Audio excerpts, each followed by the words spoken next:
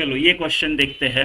Airplanes A and B are flying with constant velocity in the same vertical plane at angles 30 degree and 60 degree with respect to horizontal as shown in figure. The speed of A is 100 root 3 meter per second. ठीक है, at time t equal to 0 an observer in A finds B at a distance of 500 meter. ठीक है, यानी हमको A को stationery पकड़ना पड़ेगा, तो B उसको ऐसा लगता है कि B उससे 500 मीटर दूर है.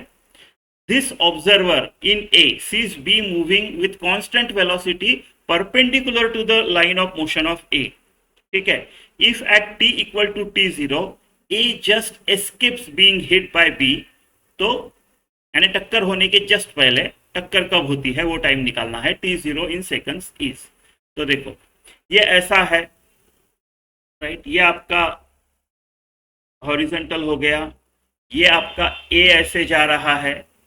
तो A से जब A यहाँ पे था तब A ने B को देखा, तो उसको देखा कि B जो है उसको परपेंडिकुलर आ रहा है, राइट, यानी उसको ये टाइम पे B जो है उसको परपेंडिकुलर दिखता है. उसको लगता है कि मेरा लाइन ऑफ मोशन को ऐसा परपेंडिकुलर आ रहा है. ये मतलब ये क्या है, A ने A को इमेजिनरी करो, A के फ्रेम ऑफ रेफरेंस से आप इमेजिन करो कि A स्टेशनरी है, तब उसको B ऐसे आते हुए दिखता है. यानी ये क्या है, ये relative velocity of B with respect to A है. B with respect to A है, और A की वेलोसिटी, फिर A ऐसा जाते जाएगा जाते जाएगा जाते जाएगा, और B ऐसा जाते जाएगा जाते जाएगा, और ये कहीं तो यहाँ पे मिलेंगे. ये जो डिस्टेंस है ये 500 मीटर है.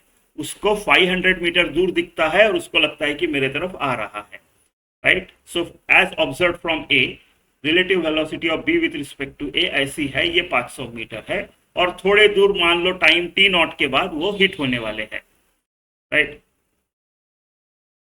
ठीक है, at time t equal to t not A just escapes being hit by B.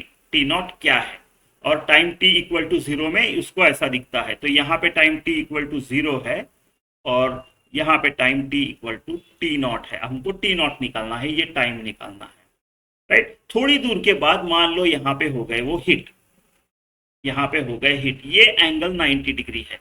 तो क्या मैं इससे नहीं निकाल सकता हूँ? एक साइड पता है मेरे को 500, या ये वाला ट्रायंगल कंसीडर करो, ये वाला, राइट. आपको एक साइड 500 पता है, राइट. ये साइड क्या होगी, 100 रूट 3 उसकी स्पीड है. Speed into time is equal to distance.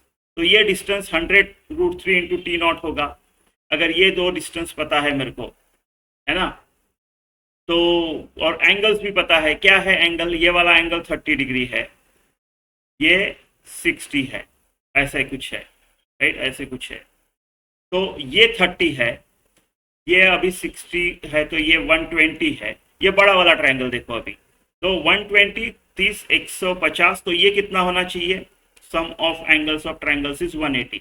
उसके हिसाब से ये 30 होना चाहिए. ये 90 है तो ये 60 होना चाहिए. आपको एंगल पता है, आपको एक साइड का लेंथ पता है, हो गया ना काम आपका, है ना. तो ये ट्रायंगल में मेरे को ये वाला और ये वाला पता है, तो मैं कौन सा लगाऊंगा, tan 30 इज इक्वल टू उसका opposite side 500 divided by 100 root 3 into t, इतना. tan 30 क्या होता है, sin 30 इज हाफ, और रूट 3 बाय 2, तो ये 1/√3 आएगा tan 30.